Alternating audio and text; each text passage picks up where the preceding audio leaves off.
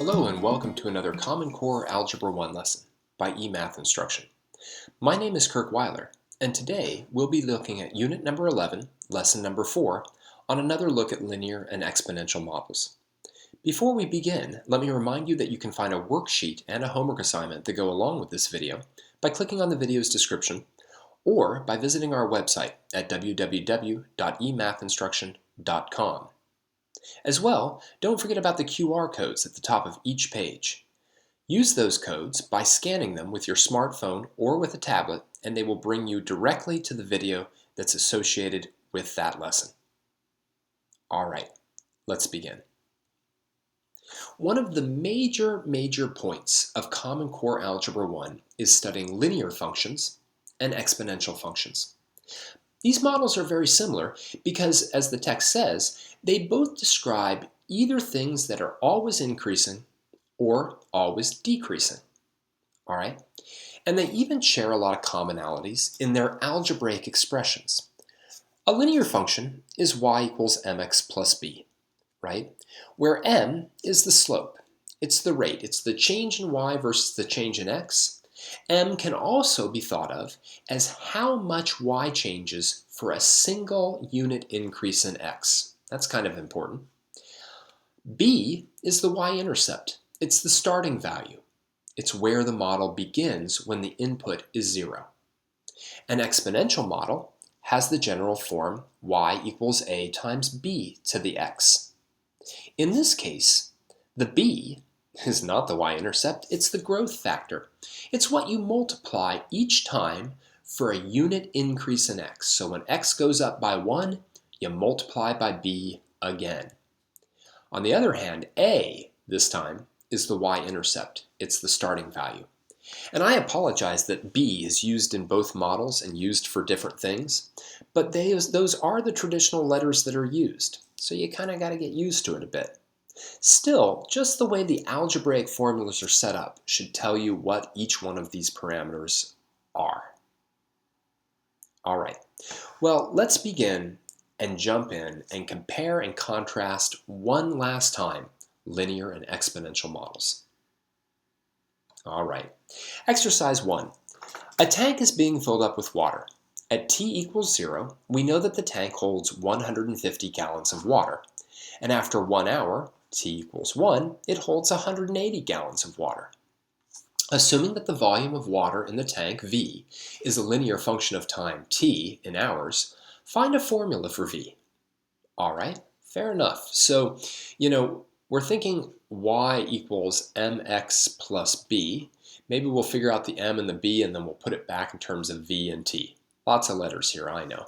So let's figure out the slope. Well, the slope is really the change in the volume divided by the change in time. And keep in mind what we really have here is 0, 150, and 1, 180. So in this case, right, the change in the volume, 180 minus 150, divided by the change in time, 1 minus 0, is simply 30. That even has units, right? It's 30 gallons per hour. The units of the numerator being gallons, the units of the denominator being hours. Now, the b, the y-intercept, that's easy. That's just where we start. That's 150 gallons. So our formula now, I'm going to put it in function notation, v of t, is equals to 30 times t plus 150. Nice linear model there. Okay? Now, building an exponential model maybe is a little bit more difficult, and there's many different ways to build it, but I like to look at it from a percent perspective. So take a look at b. It says, by what percent did the volume of water increase from t equals 0 to t equals 1? Well, we know that the change in the volume was 30 gallons, but we want to know what percent it increased. So what we can do is we can compare the 30 to the original amount, always to the original. It's almost like, don't take this the wrong way, it's almost like I took a math test, big math test, and I got a 30 out of a 150. If I want to know what percent that is, I'll just do 30 divided by 150, multiply by 100, and I find that's a 20% increase. It went up by 20%. Another way of doing that is to do 180 divided by 150, and you would find that that's 1.2, also telling you that it went up by 20%. Now, letter C, based on B, write an exponential function for the volume as a function of time t that it's been filling. Now we want an exponential function, right? So again, our general is a times b to the x, all right? The multiplier b, right, is always 1 plus the percent in decimal form, all right? So that's actually 1 plus 0.20 or 1.2, right? That's our base. Now again, another way of figuring that out, which I sort of pointed out in letter B, is just dividing the two outputs that we're given, because that will tell us what we need to multiply by, right? The 1.2. The A is again very easy. That's our original value. That's what we start with, right? And that's my 150. So now my exponential model, v of t, will be 150 times 1.2 raised to the t. All right, so there's our two models, our linear in part A and our exponential in part B. One thing that would be very helpful if you're not sure whether these are correct is actually test them. Put 0 in for both. You could even use your calculator and see if you get 150 out. Then put 1 in for t in both and see if you get 180 out. And if you do, you've got the right models. All right, but these are models based on only 2 data points, right? Letter D says after the tank has been filling for 10 hours, the volume is now 500 gallons. Which model, the linear or exponential, better fits this data point? I'd like you to pause the video and assess which model is better. All right, well, it's this simple. If they ask you which model is better or how good a model works, just calculate it. So let's put in 10 into the linear, right? We're going to get 30 times 10 plus 150. You can do most of that on your calculator, but if you really wanted to sort of write it out a little bit by hand, you'd do this and we'd have 450 gallons. All right, so that's my linear. All right, then let's do my exponential. V of 10 would be 150 times 1.2 to the 10th. Now this one I definitely have to do on my calculator because I'm not going to be able to do 1.2 to the 10th in my head, you know? But if I do that and I round to the nearest gallon, I get 929 gallons. Well, it's pretty obvious to me, given that we were supposed to get 500 gallons, that the linear is much better. And quite frankly, if I'm filling a tank with water, I don't know why that would be exponential. If it was draining from water, then I could see it being exponential. But filling it up, really, that doesn't make a lot of sense from an exponential perspective. You know, an increasing exponential means that the rate is going faster and faster. It's growing, right? But in this case, I don't know, when I fill up a tank, I don't think I'm filling it up faster and faster, but you never know. Not in this case. The linear is much better. All right. Well, I'm going to clear this out, so pause the video now if you need to, and then we'll take it from there. All right, here it goes. Let's move on to another comparison. All right. The area, A, of an oil spill is increasing, and scientists are trying to model it as a function of time so that they can predict when it reaches certain critical sizes. They measure the data and find the following. So 0 days, maybe that's the day the oil spills. The area of the spill is 3.5 square miles. 1 day later, it's 4.4 square miles. 2 days later, 5.5 square miles, etc. Now letter A says, explain why a linear function would not fit this data well. So why is that? Pause the video now and think about that a little bit. Why wouldn't a linear function fit this data well?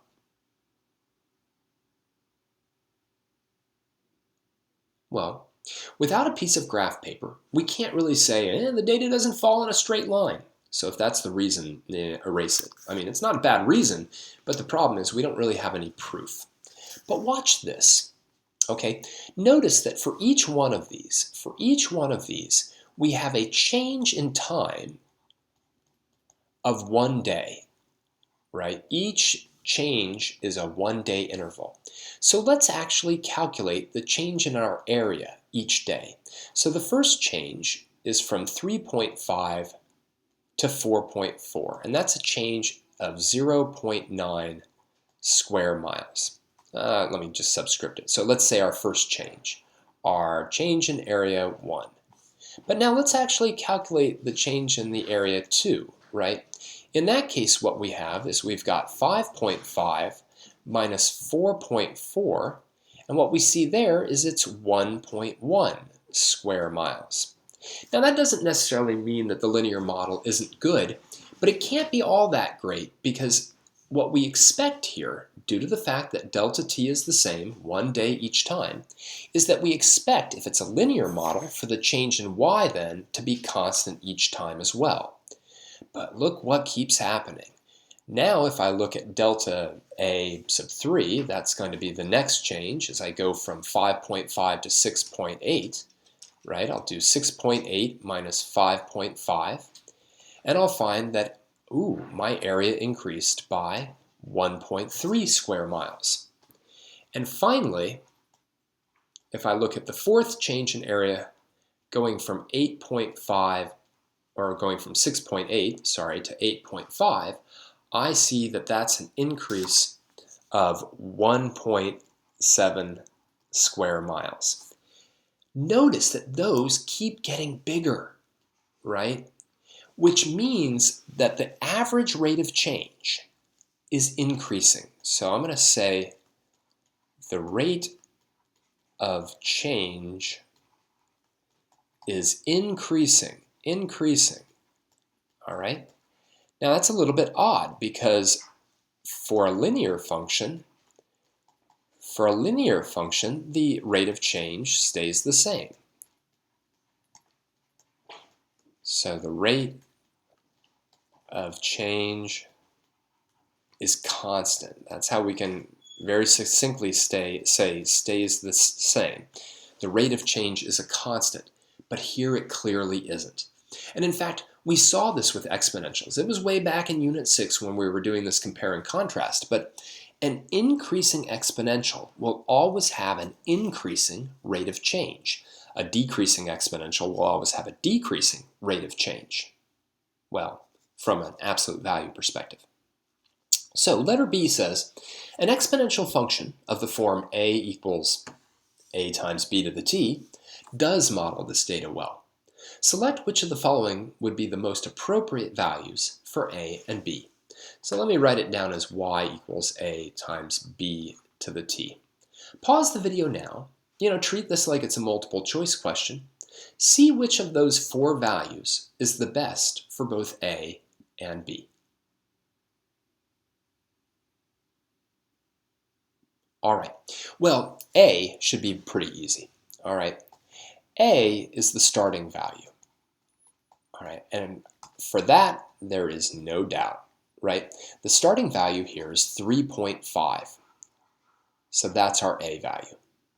Now the question is, what's our b value, right? What is it? Well, the b, remember, is what you multiply each time by to get the next y. So it's kind of like if I took 3.5 and I multiplied it by b, I would get 4.4. Well, I can solve for that pretty easily by taking 4.4 and dividing it by 3.5. And if I do 4.4 and I divide it by 3.5, I get 1.26. Well, I don't see that as a choice. The 1.25 is awfully close. If I do, let's say, 4.4 times b, and I get 5.5, remember this is data. It doesn't necessarily turn out perfectly. If I do 5.5 divided by 4.4, I get 1.25. In fact, if I kept doing that ratio, if I did 6.8 divided by 5.5, that ends up being 1.24. And if I do 8.5 divided by 6.8, I get 1.25 again. So what I see is that the best multiplier, at least of the 4 that they give me, is 1.25. All right, I like that problem because it really reviews something that's absolutely essential about linear versus exponential. If you have a constant change in x, in this case it's t, but if you have a constant change in the input variable, you should expect for a linear to see a constant change in the y variable. That's why the slope is constant, or that's because the slope is constant. I don't know, cause and effect kind of thing. But for an exponential, you'll see those increases increasing. All right, I'm going to clear out the text, so pause the video now and write down anything you need to. All right, here it goes. Let's keep moving on. More comparing and contrasting linear and exponential. Now, one of the things we want you to be able to do when you exit Common Core Algebra 1, which is pretty soon, is to be able to interpret the parameters of linear and exponential functions. So this next problem is all about that, okay? Two scenarios are modeled. In A, a linear function, and in B, an exponential function. In each case, interpret the parameters that help define the functions. So in letter A, it says plant managers at a local tire factory model the cost C in dollars of producing N tires in a day by the equation C of N equals 6.50 times N plus 1,245. 12,000. Anyway, interpret the parameter values of 6.50 and 1,245. Include units in your answer. So, do it. Pause the video and tell me what those two things mean.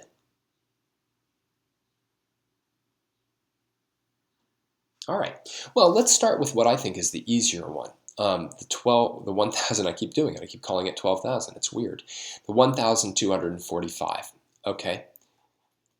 We can interpret this as the cost to the factory of producing 0 tires. Some teachers will require you to actually even learn this term. It's what's known as the fixed cost. That may sound very counterintuitive to you. You might say, well, look, man, if I'm not producing any tires, then maybe put even a dollar symbol here. If I'm not producing any tires, it shouldn't cost the factory anything. Au contraire, right? It, of course, costs the factory something. They have to pay rent. They probably have to pay some small amount of electricity fee, just to like heat the building.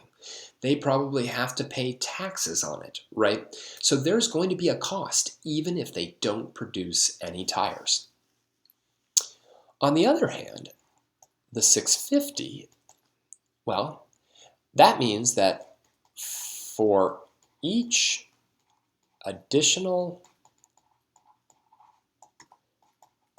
tire produced, our cost increases by $6.50, right? Because that's the slope, right? That's really the change in cost divided by the change in the number of tires.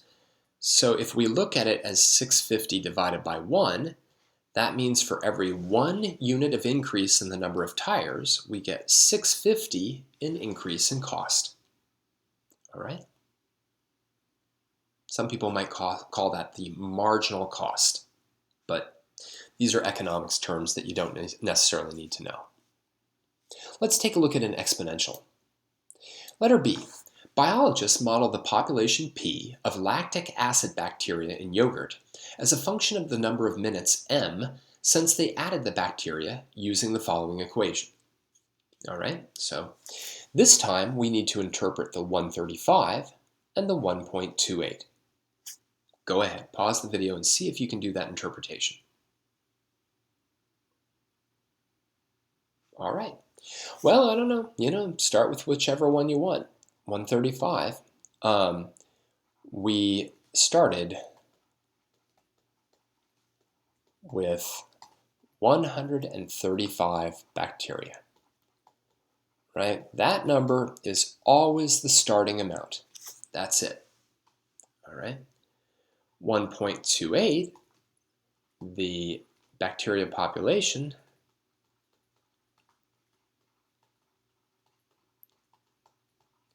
increased by 28% per minute, right? Minutes. So remember, that base, especially when you're thinking about it in terms of percent, can always be thought about as 1 plus I percent.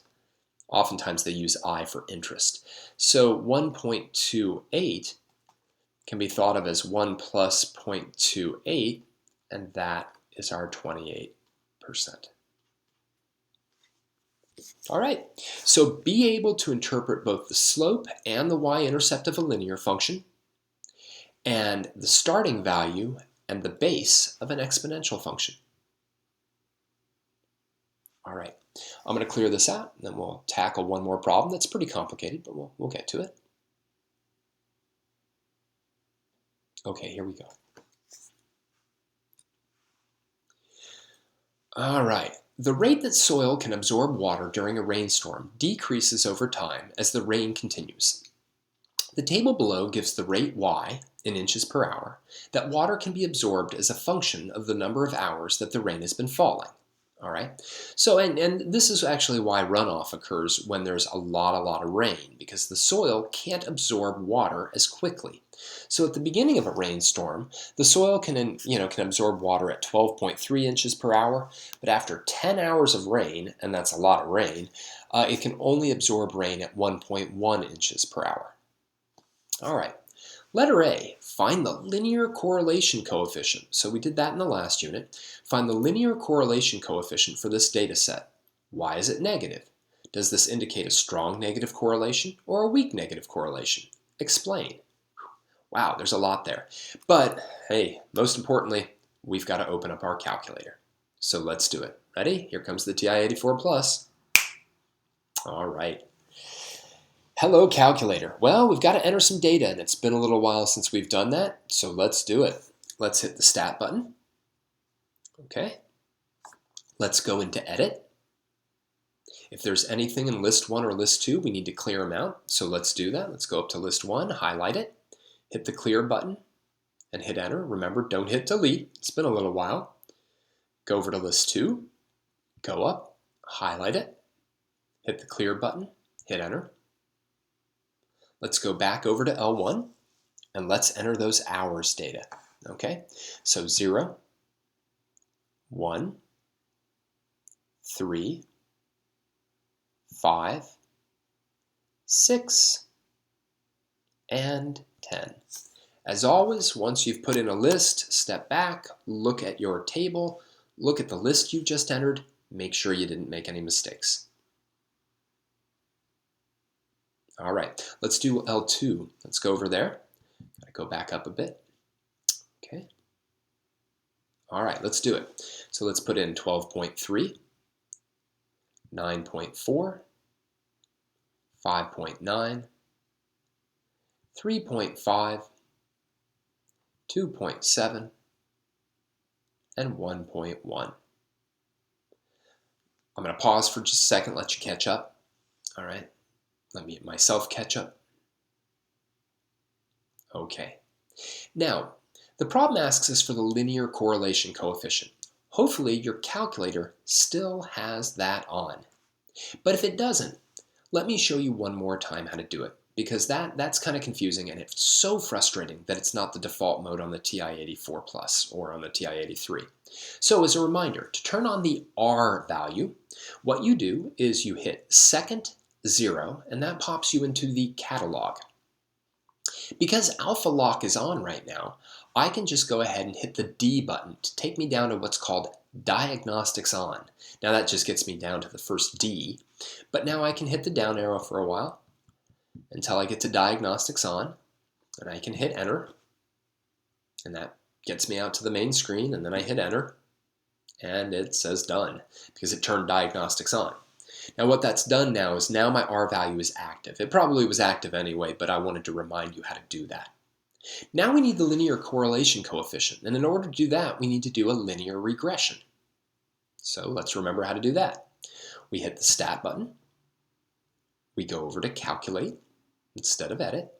We go down just a few to Linear Regression, and we hit Enter. All right, there it is. So R is negative 0.9377. And what is it? Linear correlation? Actually, I don't tell you what to round to here. My bad. I like to round correlation coefficients to the nearest thousandth 3 decimal places. Anyway, so there's the first question. There's lots of questions here, 3 questions plus an explain. So why is it negative? Why is that negative? Well, it's negative because as x increases, y decreases. It's that simple, right? It's a negative correlation. As the input gets larger, the output gets smaller. Does it represent a strong correlation or a weak? Well, it's quite strong. It's not perfect, but it's strong because it is very close to -1. Remember, perfect correlations are an R value of 1 or an R value of -1. An R value of 1 would mean data with a positive slope that lies in a perfectly straight line. An R value of -1 would be data that falls in a line that has a perfectly straight line that has a negative slope. Okay? Now, letter B is quite important. It says produce a rough sketch of the residual plot. It's been a little while since we've done one of these as well. A residual plot for this data set based on A. Does the residual plot indicate that a linear model is appropriate? Explain. Well, it's been a little while since we've done a residual plot, so let's remember how to do that. We have to do a stat plot. So, since we still have the TI-84 Plus open, let's do this. Let's hit second y equals. Okay, and let's go into plot 1. Now, we want a scatter plot, but the big difference, right, and again, we've talked about this before, is our x list has to be L1, but our y list has to be the residual list. Now, the way that you get the residual list, right, is by hitting the second stat button. You see how it says list right above the word stat? I know it's pretty small on the screen, depending on how big of a screen you're looking at. But we're going to hit second stat. And you see how it says residual down there? We're going to go down and we're going to grab residual. That's what's got to be in our Y list. Okay? All right. So take a look. It's a scatter plot. Our X list is L1. Our Y list is residual. And now what I'm going to do is I'm going to use that zoom stat option. Before I do that, I should make sure there are no equations turned on right now and my y equals. So let's do that first. Let's hit y equals. All right, if there are any equations in there, clear them out, okay? Take a moment to do that.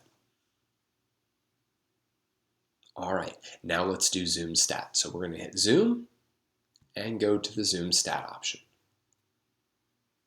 All right, so let's produce a really quick rough sketch of this thing. Doesn't have to be perfect, but here it is.